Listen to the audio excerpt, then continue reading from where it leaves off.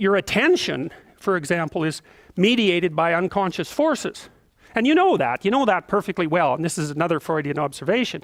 You know, if you're sitting down to study, for example, your conscious intent is to study. But you know perfectly well that all sorts of distraction fantasies are going to enter the theater of your imagination non-stop and annoyingly. And there isn't really a lot you can do about that except maybe wait it out. You know, so you'll be sitting there reading and your attention will flicker away. You'll think about, I don't know, maybe you want to watch Jane the Virgin on Netflix or something like that, or maybe it's time to have a peanut butter sandwich, or you should get the dust bunnies out from underneath the bed, or it's time to go outside and have a cigarette, or maybe it's time for a cup of coffee, or it's like all these subsystems in you that would like something aren't very happy just to sit there while you read this thing that you're actually bored by, and so they pop up and try to take control of your perceptions and your actions non-stop. Maybe you think, well, this is a stupid course anyways, why do I have to read this damn paper, and what am I doing in university, and what's the point of life? It's like you can really get going if you're trying to avoid doing your homework, and then you might think, well, what is it in you that's trying to avoid? Because after all, you took the damn course and you told yourself to sit down. Why don't you listen? Well, because you're a mess. That's basically why. You haven't got control over yourself at all. And no more than I have control over this laptop. Okay, so there's the memory function of the unconscious, and there's the dissolutive function. That's an interesting one. The unconscious contains habits, once voluntary, now automatized, and dissociated elements of the personality, which may lead a parasitic existence. That's an interesting one. I would relate that more to procedural memory.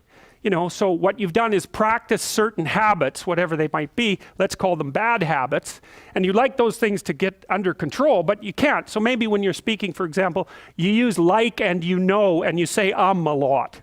And you've practiced that, so you're really good at it, and you'd like to stop it, but you don't get to, because you've built that little machine right into your being, right? It's neurologically wired, and it's not under conscious control, and anything you practice becomes that.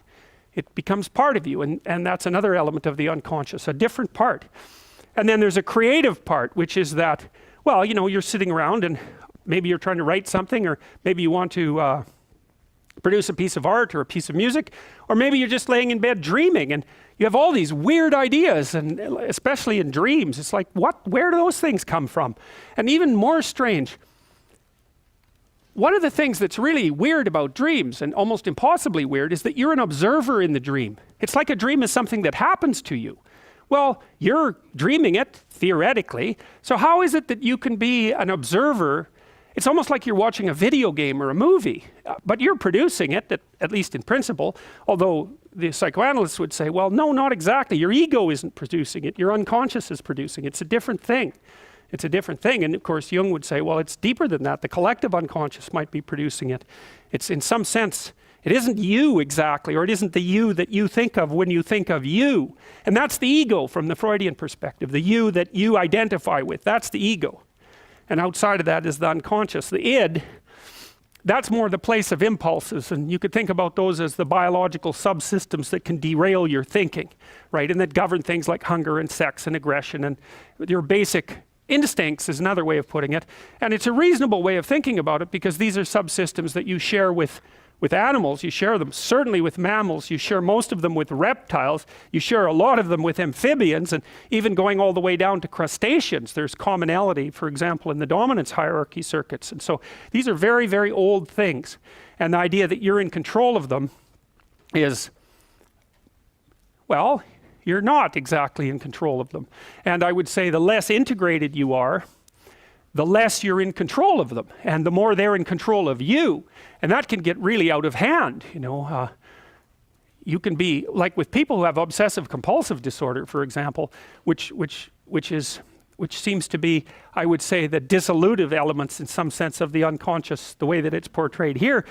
Poor people with obsessive compulsive disorder, they can spend half their time doing things that they can't really control, and they have very strong impulses to do them, and it's very hard on them to block them. You know, they'll almost panic if those things are blocked. And then you have people with Tourette's syndrome, you know, that they'll be doing all sorts of weird dances and spouting off obscenities, and and imitating people without being able to control it, and sometimes a little bit of antipsychotic medication can dampen that down, but it's as if there are these autonomous semi-spirits inside of them that grip control over their behavior and make them do things. And you know, you find that to some degree in your own life, because maybe you've become very attracted to someone, even maybe you don't want to be attracted to the person, and then you find yourself, you know, texting them when you know perfectly well that you should be going to bed, and you know, you're in a grip of something, and you can't control it, and that's all part of the unconscious and all part of what Freud was studying.